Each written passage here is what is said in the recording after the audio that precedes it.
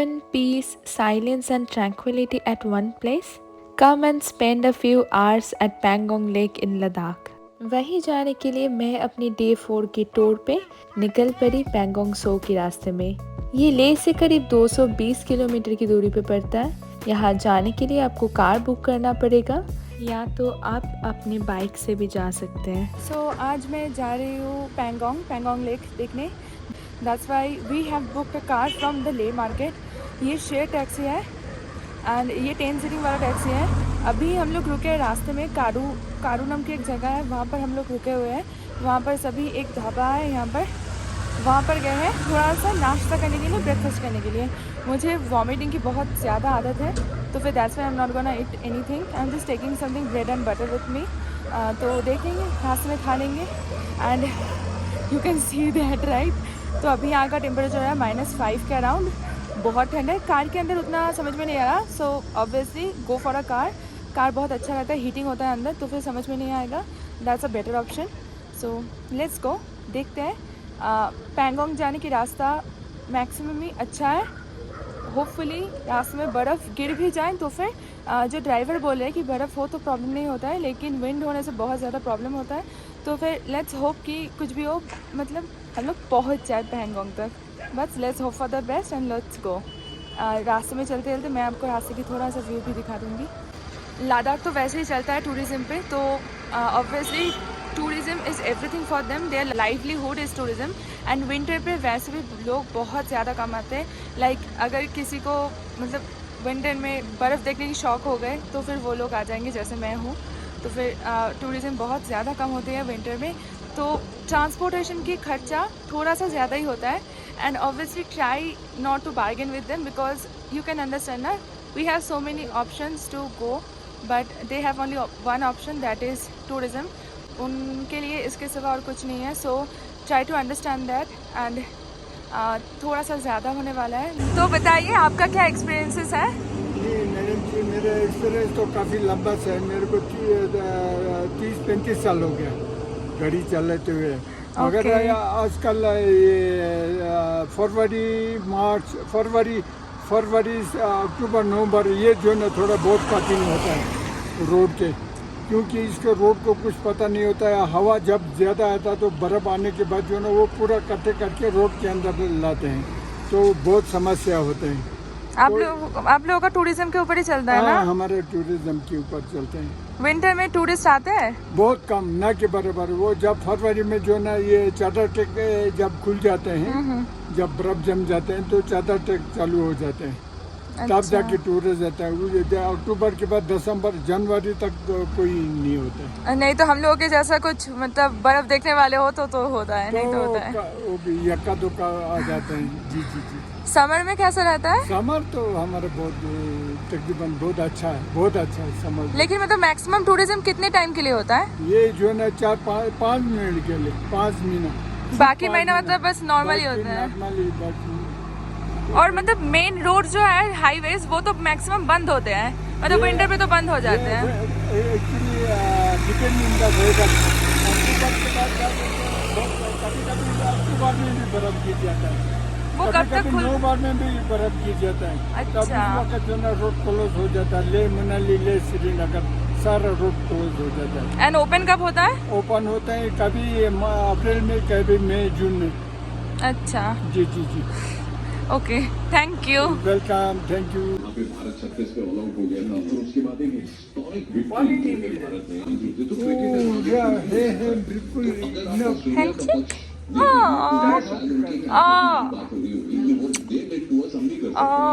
मेरे पास गर्म पानी है। And don't bite. Bye bye. मैं जहाँ भी जाती हूँ अपने साथ डॉग फूड कैरी करती हूँ, ताकि रास्ते में चलते हुए कोई भी स्ट्रीट डॉग को थोड़ा सा खिला पाऊँ। यहाँ पर मुझे बहुत सारे स्वीट बेबीज़ मिल गए थे and I started my journey by feeding them.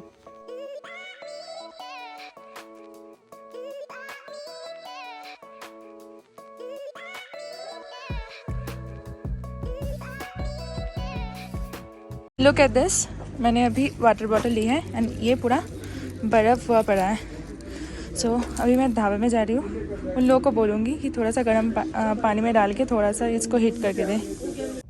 जैसे कि मैंने आप लोगों को ऑलरेडी बताई, you can go there by bike और you can book a car. वैसे समर के लिए बाइक सूटेबल है, ना कि विंटर के लिए। मैं विंटर में गई थी, इसलिए I had to book a car. Distance बहुत ज़्यादा है, इसलिए सुबह जल्दी जल्दी निकल जाना ज़रूरी है। विंटर में रास्ता कभी भी बंद हो सकता है ड्यू टू हैवी स्नोफॉल और स्ट्रॉन्ग विंड, एंड ऐसा ही कुछ हुआ था जो मैं आगे आप लोगों को बताती हूँ। इतना दूरी तय करने के लिए कम से कम 5-6 घंटे लग जाते हैं।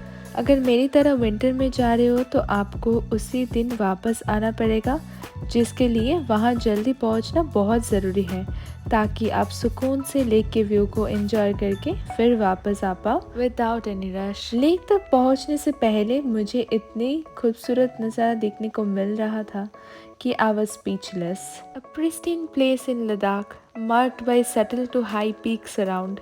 Crystal blue waters and vast expansion catches the eye so much, so long as if a magic is happening right in front of your eyes. यही मज़ा है विंटर में आने का। दोनों तरफ सफ़ेद चादरों की तरह फैले हुए पहाड़ों के बीच में से जाने का एहसास कुछ अलग ही होता है।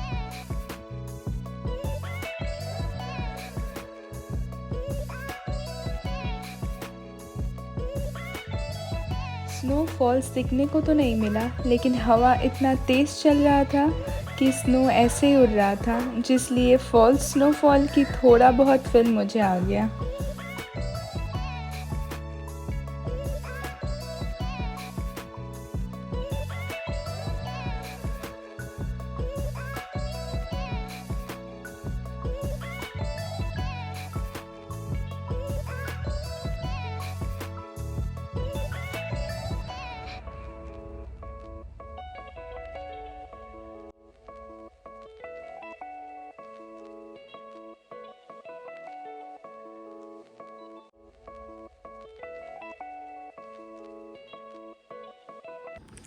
रोड्स बंद पड़े हैं, बर्फ़ इतना गिरा है तो फिर समझ में नहीं आ रहा। अभी ऑलरेडी 12 बज चुका है, अभी हम बस आधे रास्ते आए हैं।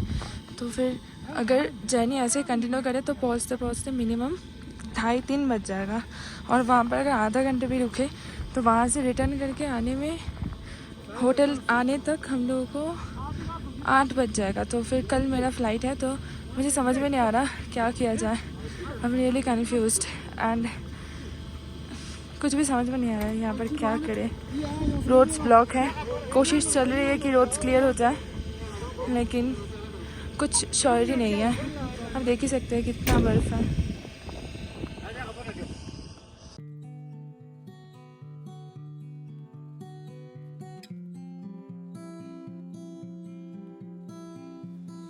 I couldn't believe my eyes.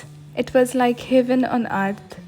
Kashmir को धरती पे स्वर्ग बोला जाता है ये तो मालूम था, लेकिन लद्दाख भी इतनी खूबसूरत होगा ये एक्सपेक्ट नहीं की थी। I think coming to Ladakh was one of the best decisions in my life. जो मैं आँखों के सामने देख रही थी, शायद ही वो आप लोगों को वीडियो में समझ आए।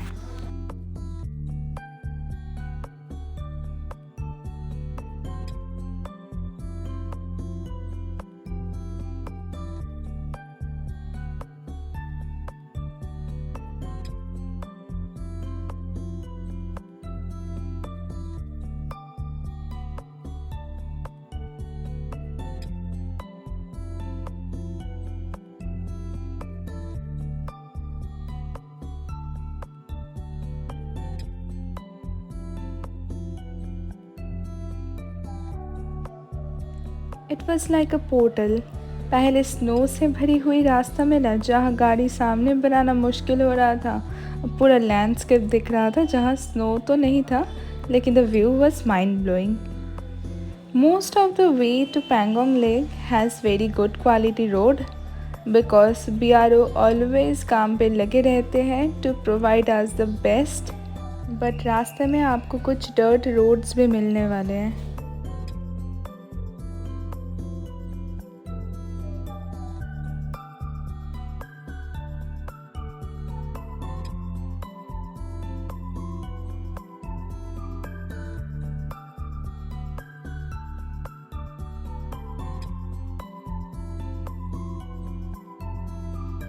Pangong Lake, also known as Pangong So, lies calmly at a breathtaking elevation of 14,270 feet. So finally मैं आ गई हूँ पैंगोंग लेक पे। ये पूरा जमा हुआ है, बर्फ़ है, लुक एट दिस, बट बहुत स्लिपरी है, तो इसके ऊपर अब चल नहीं सकते, मतलब बहुत देर तक ट्रैवल करना पड़ा एंड रास्ता बहुत ही ख़राब है, मतलब सारे रास्ता नहीं लेकिन बहुत सारे रास्ता ख़राब है एंड किसी किसी जगह पर तो रास्ता भी नहीं है। लेकिन वी आर लकी कि हमारे ड्राइवर साहब बहुत अच्छे हैं and he is a very sweet person. मैं उनका नंबर नीचे लिंक में डाल दूँगी, अगर आप कभी आए तो आई हाईली सजेस्ट हिम। आप कभी यहाँ पर आए तो आप उनके साथ ट्रैवल कर सकते हैं। He is a really sweet man and वो बहुत अच्छे ड्राइव करते हैं एंड उनको सब कुछ मालूम है यहाँ पर कैसे कहाँ से क्या करना है सब कुछ। एंड ऑब्वियसली पैंगोंग लेक पे आने के लिए भी आपको एक परमिट बनाना पड़ता है एंड परमिट के लिए आपको ऑलमोस्ट 480 से 500 रुपीज़ तक लगता है एंड वो परमिट बनाना मैंडेटरी है। उसके लिए आपको कुछ नहीं, बस आधार कार्ड चाहिए होता है। तो आप खुद से भी ऑनलाइन वो कर सकते हैं, मैंने भी खुद से किया ऑनलाइन यहाँ पर आके, मतलब कोई टाइम नहीं लगता उसमें। आज मॉर्निंग मैंने की है, उसके बाद मैं निकल गई हूँ, तो वो कर सकते हैं आप। एंड बाकी यहाँ पर आते आते he has such a great knowledge and यहीं पर है जो 3 इडियट्स बने थे उसका जो फिल्म पॉइंट है, that is also over here, वो भी दिखा है। एंड एक्चुअल जो फिल्म पॉइंट है ना वो यहाँ से 2-3 किलोमीटर दूर है, तो वहाँ जा सकते हैं। लेकिन अभी ड्राइवर जी बोल रहे हैं वहाँ पर अभी कुछ नहीं है, literally there is nothing. But अभी जहाँ पर हम आए हैं ना वहाँ पर ही थोड़े बहुत ऐसे स्कूटर वगैरह रखा हुआ है थोड़ा सा सजाने के लिए। यहाँ पर अगर आप समर के टाइम पे आ रहे हो तो फिर आपको रहने के लिए कॉटेज सिस्टम पे मिल जाएगा, आप वहाँ पर रह सकते हो and obviously that will give you an amazing view. And देखो ना, आप खुद ही देख लो कितना अच्छा व्यू है, तो फिर वो व्यू भी मिल जाएगा आपको। लेकिन विंटर के टाइम पे सब कुछ बंद होता है एंड ऑब्वियसली इतना ट्रैवल करते थे मैं थक गई, मुझे मतलब थोड़ा सा वॉमिट होने की आदत है कार ट्रैवलिंग में, तो फिर मैं I am looking like a mess right now, so please excuse that. बाकी अब मुझे लग रहा है ना कि it is worth every penny. इतना खूबसूरत है ना, इतना शांति बना हुआ है, यू विल लव इट। अब this is my first time in Ladakh and यहाँ पर आके मुझे ऐसा फील है ना कि मैं इस जगह पर बार बार आ सकती हूँ। अभी विंटर में आई हूँ, मुझे फिर से विंटर में आना है, मुझे समर में भी दिखना है, क्योंकि समर का जो खूबसूरत है वो भी बहुत डिफरेंट होगा, विंटर का जो खूबसूरत है वो बहुत डिफरेंट होता है। तो I would highly suggest you कि आप दोनों टाइम आए लद्दाख पे एंड आए तो 15 to 20 डेज़ लेके आए, ताकि आप चिल करते हुए मतलब एकदम अच्छे से लद्दाख को एक्सप्लोर कर पाए। मैं बहुत कम टाइम लेके आई थी, so I couldn't do much. मैं बस आसपास के ले सिटी घूमी हूँ एंड बस दूर की डेस्टिनेशंस में मैं अभी आज ही यहीं पर आई हूँ। कल मेरा फ़्लाइट है तो मैं तो कुछ भी नहीं घूम पाई, next time I will surely come with more days, तब देखते हैं। बाकी आप अब व्यू एंजॉय करो। Interestingly, the lake marks itself between the laps of India and China. Rather, 60% of the portion is stretching in the neighboring nation, and this excites every traveler to be here.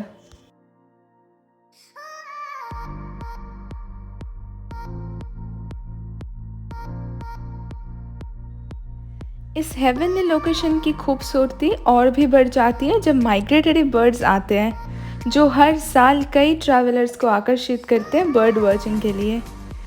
सबसे अनोखी बात क्या है मालूम है? ये lake अपनी colour बदलती है from blue to green to grey. It can even be red at times. ये देखो, ये है सारे स्कूटर वगैरह बना के रखे हैं ये लोग। यहाँ पर आप ट्रेडिशनल ड्रेस में फ़ोटो ले सकते हो, 100 रुपीज़ पर पर्सन। ऐसे फ़ोटो ले सकते हो 3 इडियट्स के, 3 person 100 rupees. I also took a picture in the scooty of Kareena Kapoor as Pia in the movie Three Idiots.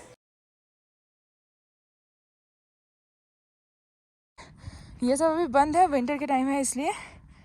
अगर विंटर के टाइम नहीं होता तो फिर ये सब खुला होता।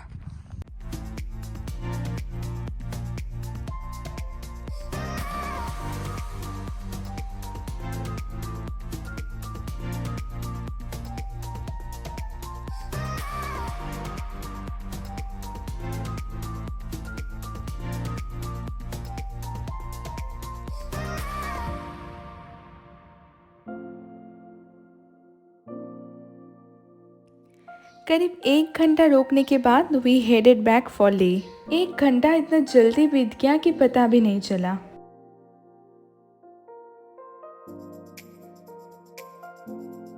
On the way we stopped at a restaurant to have something. हम में से किसी ने भी ब्रेकफास्ट के बाद कुछ नहीं खाया था, तो बहुत भूख लगी थी। So I ordered myself some omelette and it costed me $50।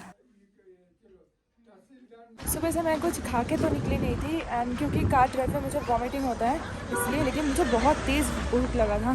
तो अभी हम लोग रुके हैं एक रेस्टोरेंट में, क्योंकि मैक्सिमम रेस्टोरेंट्स तो बंद है अभी, लेकिन यहाँ पर 2-4 रेस्टोरेंट्स खुले हुए थे, तो अभी वहाँ पर रुके हैं। एंड यहाँ पर ज़्यादा कुछ नहीं, बिकॉज अभी भी बहुत सारे रास्ता बाकी हैं जाने के लिए। तो फिर ज़्यादा हेवी कुछ खा लूँगी तो वॉमिट हो जाएगा मुझे, लेकिन मुझे इतना भूख लगा था। So I got myself a plain omelette. यहाँ पर प्राइसिंग में ठीक ठाक ही है, 40 रुपीज़ का था प्लेन ऑमलेट। ऑनियन या फिर टमाटो देकर अगर आपको पसंद है then that will cost you around 50 rupees. And other options भी हैं, जैसे चाउमीन ले सकते हैं, यहाँ का जो लोकल फेमस डिश है थुक्पा, वो भी ले सकते हैं आप। There are plenty of other options, you can get anything from there.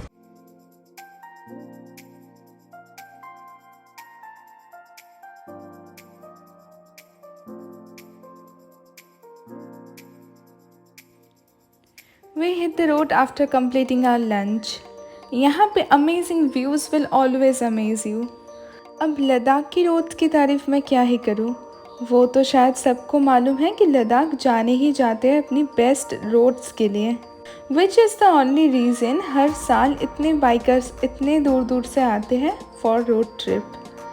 We should at least thank Border Road Organization, aka BRO, for their wonderful work. They are constantly at work to provide us the best so that we can enjoy our trip to the fullest. जाने के time पे यही roads बंद हो गए थे for heavy snowfall, but BRO was already at work to clean the road. Pangong से लौटते लौटते रास्ता पूरा खोल दिया गया था, फॉर विच आते टाइम कहीं पे भी रुकना नहीं पड़ा एंड हम होटल जल्दी पहुंच गए थे।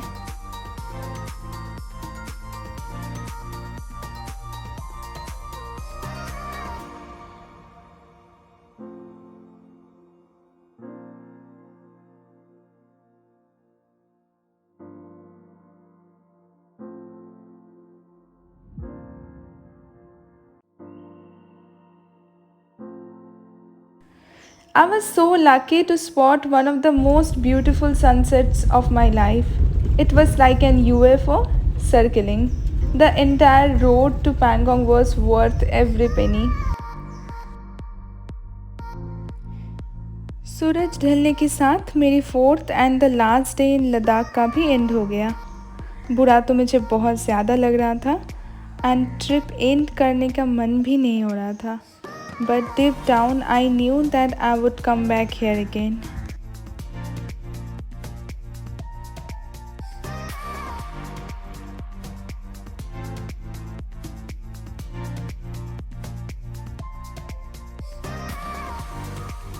नेक्स्ट डे सुबह 6:30 पे उठ के पैकिंग करके I headed for airport at around 8। Home stay से एयरपोर्ट बिल्कुल भी दूर नहीं था and I got a ride by my hotel owner and मैं 8:30 तक एयरपोर्ट तक पहुंच भी गई थी।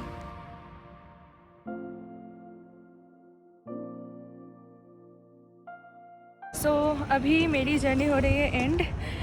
Today is 18th of February and मैं अपनी जर्नी यहीं पर एंड करती हूँ। मेरी होटल की जो ओनर है उनकी कार से मैं एयरपोर्ट तक आ गई हूँ।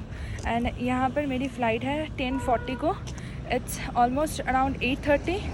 2 घंटे पहले आना is very mandatory and this is Ladakh airport and ये आर्मी के अंडर है, तो फिर यहाँ पे चेकिंग्स भी बहुत होती है, तो फिर it is mandatory to come at least 2 hours beforehand. तो अभी चलिए अंदर जाते हैं, फिर यहाँ से नियर अबाउट 1.5 घंटे लगेंगे दिल्ली पहुँचने में। दिल्ली से फिर से मेरी फ़्लाइट है, तो चलिए चलते हैं। Bye. After completing the security checking आपको ऐसे बस से फ़्लाइट तक लेके जाया जाता है।